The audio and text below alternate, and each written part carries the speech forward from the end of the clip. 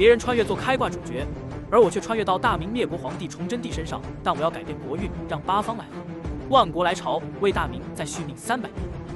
崇祯帝一句强硬的命令，即刻引发了朝堂上群臣的激烈辩论。孙传庭作为一名资深的朝廷大臣，首先提出了一个军事选拔的新方案，建议将武举、基层选拔、世袭和蒙阴4种途径的比例分配为4成、3成、2成、1成。然而，这个提议立刻遭到了不同声音的反对。一位武将站了出来，提出了他自己的比例调整，认为武举、基层选拔、世袭各占3成，蒙阴占1成更为合理。接着，又有人提出所有途径均分的想法。这场辩论如同一场无声的战斗，每个人都为自己的利益团体奋力辩护。文官们力争蒙阴途径的提高，因为这是他们后代成为武将的唯一捷径；而那些拥有世袭权力的勋贵们，则希望能够增加世袭比例，以此来巩固自己的家族地位。另一方面，一部分武将则倾向于提高基层选拔的比例，以确保更多来自基层、有实战经验的士兵能够脱颖而出。尽管意见不一，但出人意料的是，所有人都默契的没有触碰武举的份额，似乎在这个问题上达成了一个不成文的共识。因为皇帝明确表示，这是为了给武举提供更好的发展机会，任何对武举份额的调整都等同于挑战皇帝的意志。在这场持续的辩论中，崇祯帝观察着每一个人的表现，内心既是期待也是计算。最终，在他的暗示下，王承恩作为调解者宣布了最终的决定，按照孙传庭的提议分配，即武举4成、基层选拔3成、世袭2成、蒙阴1成。此决定一出，群臣们纷纷停止了争论，但随即崇祯又发起了新的挑战。他质问着文臣和勋贵们的资格和理想，质疑他们是否真正理解军事和领导之道。崇祯帝不仅仅满足于此，他进一步提出了更为严格的选拔条件，除了基层选拔外，其他3种途径的选拔都必须经过最前线的军事历练，经历生死的考验，才有资格获得官位。这一刻，朝堂上的气氛骤然紧张，因为这意味着高危险，意味着那些原本依靠世袭和蒙阴轻松得到官职的人，将不得不亲自经历战火的洗礼。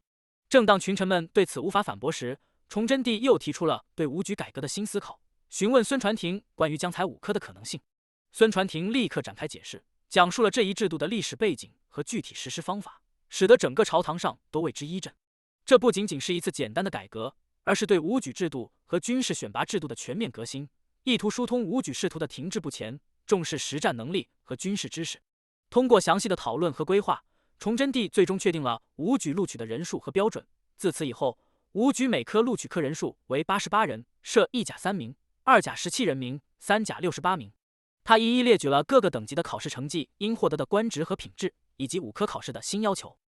状元、榜眼、探花等高位官职的授予，让每位群臣心中既紧张又期待。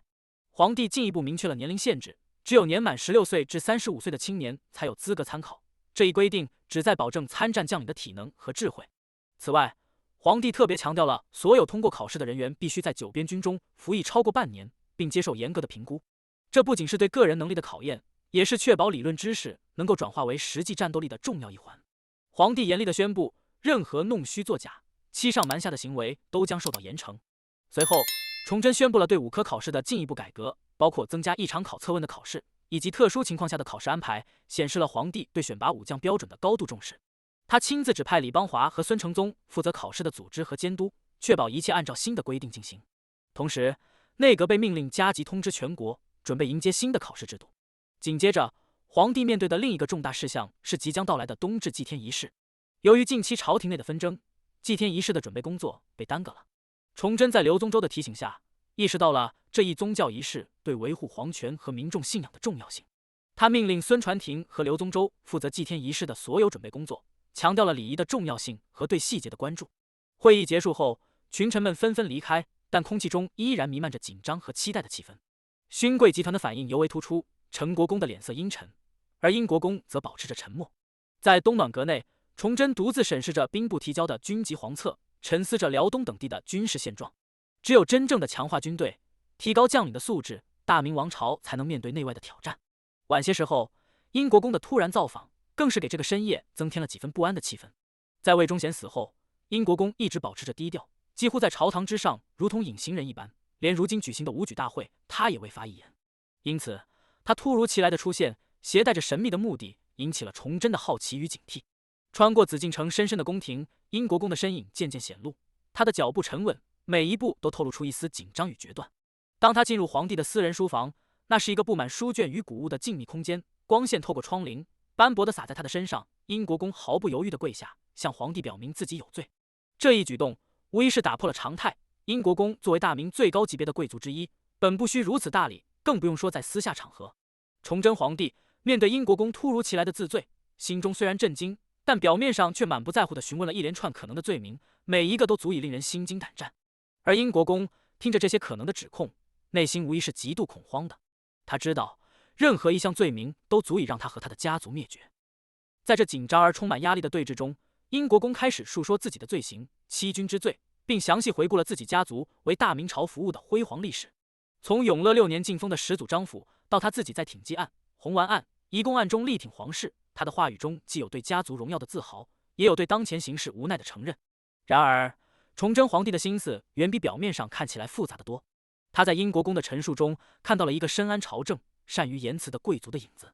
崇祯对英国公的策略早有预料，他清楚地意识到英国公此次来访绝非简单的自罪，而是有着更深层次的目的。崇祯皇帝决定不再绕圈子，他直接指出了自己对英国公心思的洞察，从经营的管理不善到可能的军事整顿，从对宗室的动手到对勋贵的警惕，再到对武科改革的看法，每一句话都直击英国公的内心。崇祯的话语如同锋利的刀剑，透过表象切入事物的本质，让英国公不得不重新审视自己的立场与选择。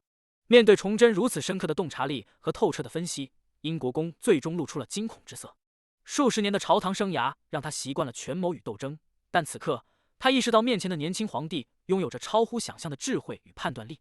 经营一支曾经无敌于天下的军队，经历了风雨般的变迁，正站在新的十字路口。此时此刻，崇祯皇帝正静静聆听英国公张维贤的汇报，眼神深邃，似乎在思索着经营的未来。英国公首先回顾了经营的历史发展，4个阶段的变迁，每一次转变都牵动着经营的命脉。从最初的72位强盛时期，到土木堡之变后的毁灭性打击，再到军事世家的衰败，最终导致了募兵制的兴起和经营的和平时期。但这片刻的和平，却是一种向无底深渊的坠落。这一切变化，英国公叙述的深情而详细，仿佛将一个盛极而衰的帝国缩影呈现在皇帝面前。对于经营当前的状况，张维贤无糖包裹地呈现了真实情况：人数上的虚报与兵力的空虚，将军饲养军队的私人动机，以及老弱病残的填充，这一切都暴露了经营的腐败与无力。尤其是对战马数量的减少，更是让崇祯皇帝心生怒火。如此一来，经营的战斗力可谓是名存实亡，步兵无法形成有效战斗力，骑兵也无法装备齐全，令皇帝对经营彻底失去了信心。面对经营的现状，英国公提出了改革的方案，意图通过补充军队、精炼拔擢、清理军籍、节约马匹、提高军事装备等一系列措施来恢复经营的战斗力。他的方案简洁有力，体现了对军队改革的深思熟虑。崇祯皇帝虽然对经营的前景不再抱有太多希望，但仍对张维贤的忠诚和提案表示了肯定。在这次对话中，不仅经营的未来成为了焦点，张维贤家族的忠诚和历代的贡献也成为了皇帝关注的重点。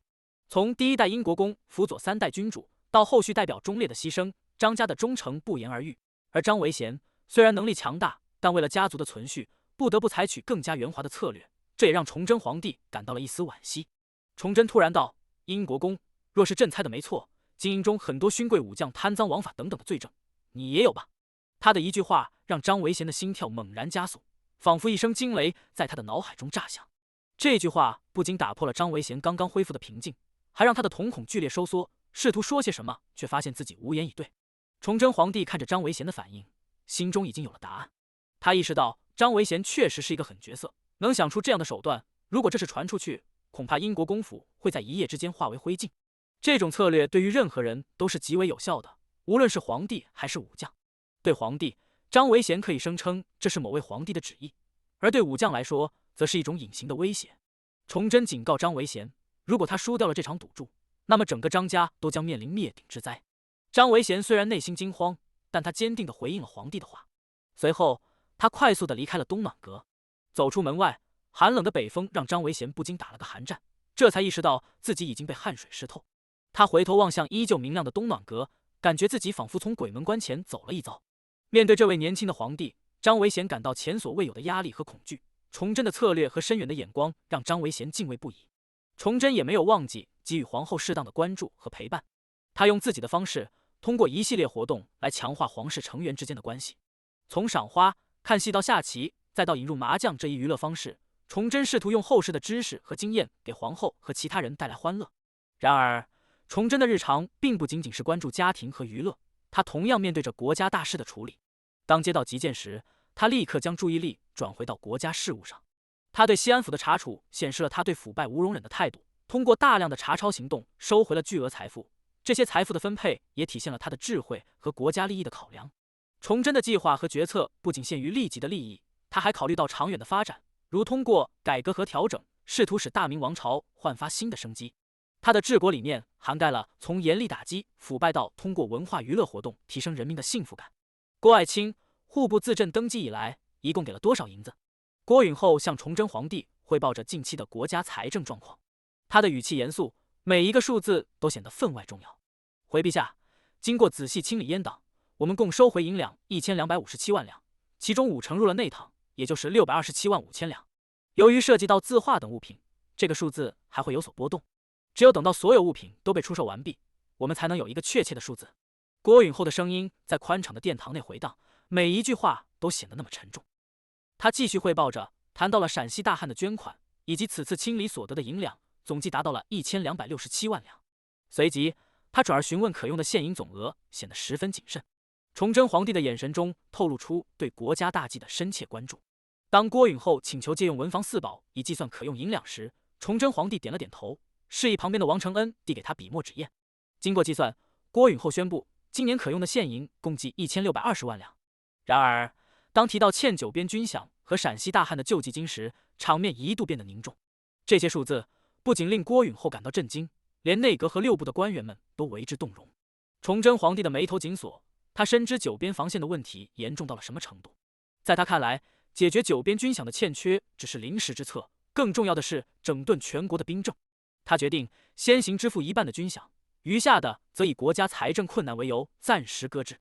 随后，崇祯皇帝下达了一系列针对粮食储备的指令，命令将余下的银两用于从江南、吕宋、缅甸、越南等地采购粮食。他强调，这些粮食将用于应对可能发生的大灾，任何人未经许可不得擅自动用，违者将受到严厉的惩罚。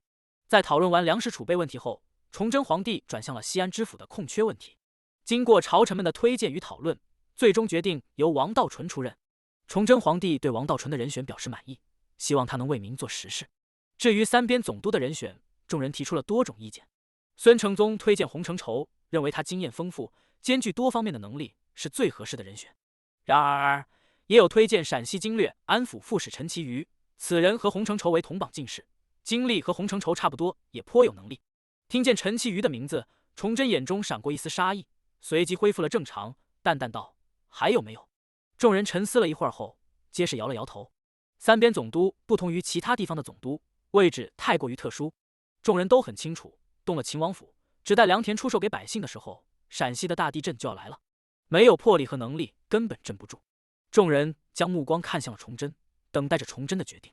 崇祯皇帝在思索之后，决定让洪承畴担任三边总督。尽管这一决定有违正常程序，但眼下却需要采取特殊措施。在三位候选人中，洪承畴是崇祯首选。对于郑崇简，崇祯并不太熟悉，无法做出判断。而陈其瑜则是众所周知的人物，以其出色的统筹能力而闻名。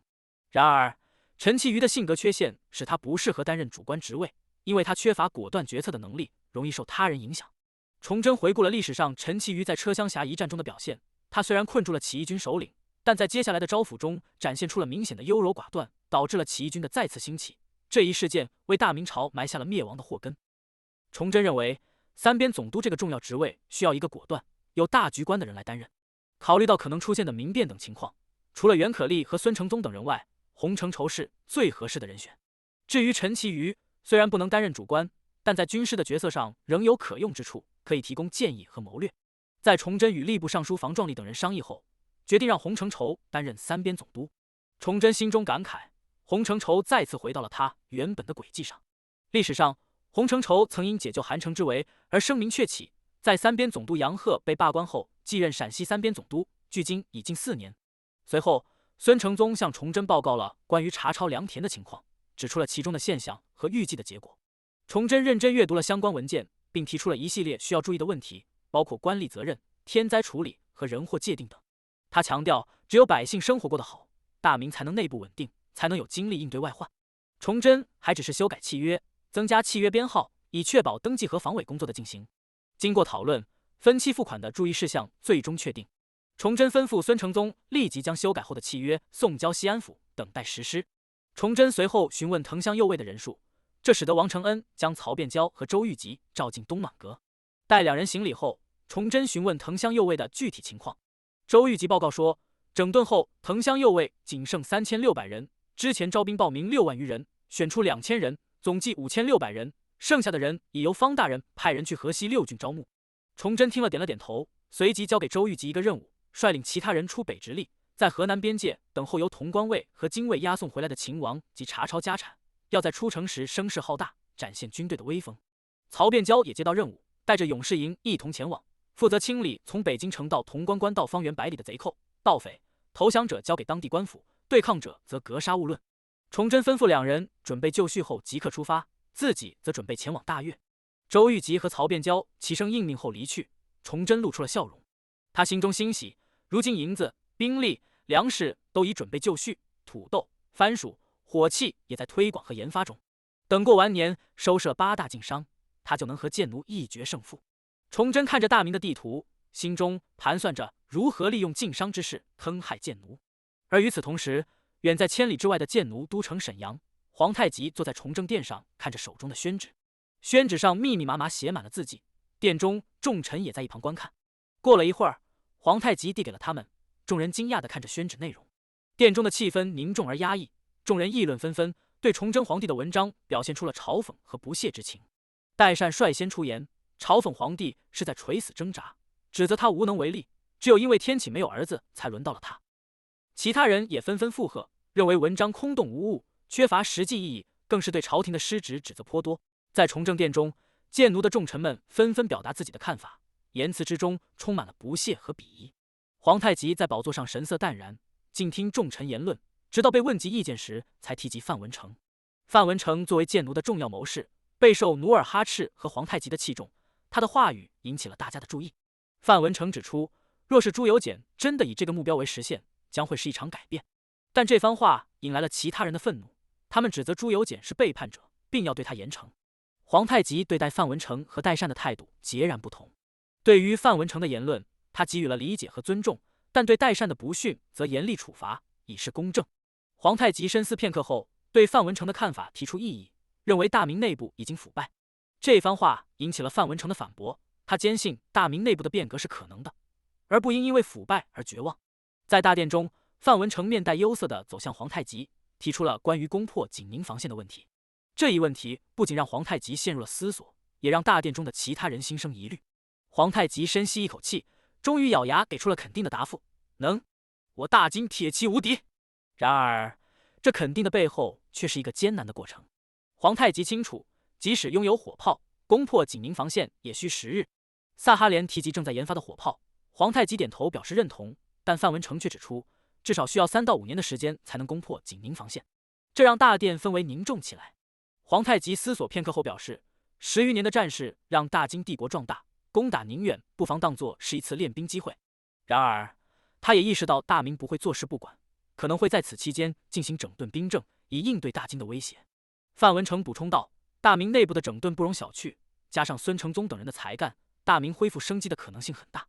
皇太极终于明白了范文成的提问背后的用意。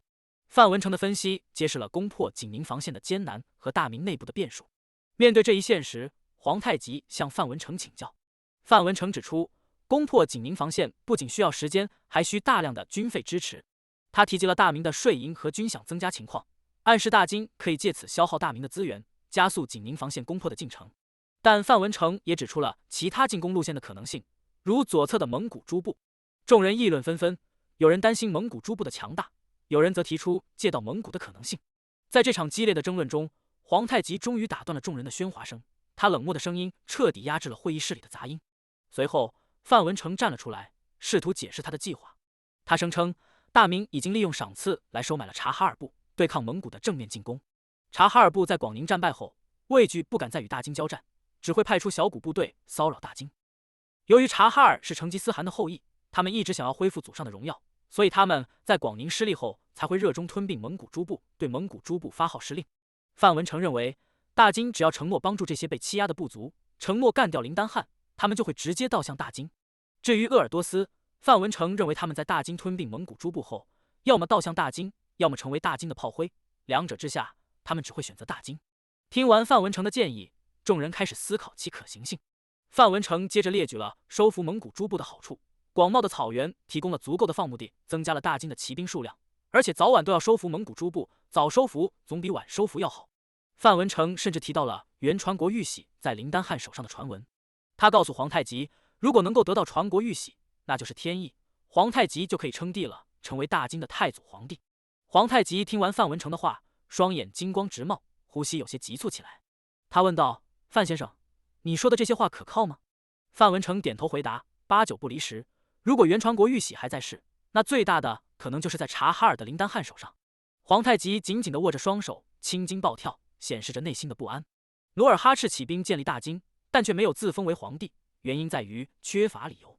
然而，若能得到原传国玉玺，他就有了正当的理由自封皇帝，改国号，成为像大明那样的正统王朝。这种诱惑对皇太极而言无法抗拒，尤其是有了进攻大明的机会。思索片刻后，皇太极走向宝座。我决定了，即刻全力收服蒙古诸部。殿中众人面面相觑，纷纷猜测范文成对皇太极说了什么，居然让皇太极做出了如此迅速的决定。接着，皇太极一连下达了多项命令。他对范文成说：“你负责联络蒙古各部，需要什么资源尽管开口。”然后他又指派萨哈连协助范文成，并让阿敏率领3万铁骑攻打察哈尔。范文成并未浪费这个机会，他向皇太极提出了一系列建议。首先，提议与宁远议和，或者继续攻击，以便消耗大明的实力。其次，他提到了东江毛文龙，建议派人接触他，同时在大明朝廷制造离间之计。最后，他强调了火器研发的重要性，建议派人收买大明的火器研发者，或者购买豪进的火器技术。皇太极听从了范文成的建议，并让他全权处理这些事务。他对众人说：“大家都要听范先生的指挥。”随后，皇太极又交代了一些事情，让众人离去。然而，当他们走到崇政殿门口时，皇太极的声音再次传来：“出了崇政殿，任何人若是去打听刚才之事或打扰范先生，本汉定斩不饶。”众人连忙点头应是，对皇太极的严厉手段早已有所了解。皇太极坐回宝座，看着离去的众人，特别是最后走的范文成，露出一丝笑意。他深知汉人心性，只要施展几番计谋，覆灭大明的进程将会加速。这也更加坚定了他收服汉臣的决心。随后，皇太极思索片刻，指着地图上的一个关键位置，决定要见乌拜，商讨下一步的计划。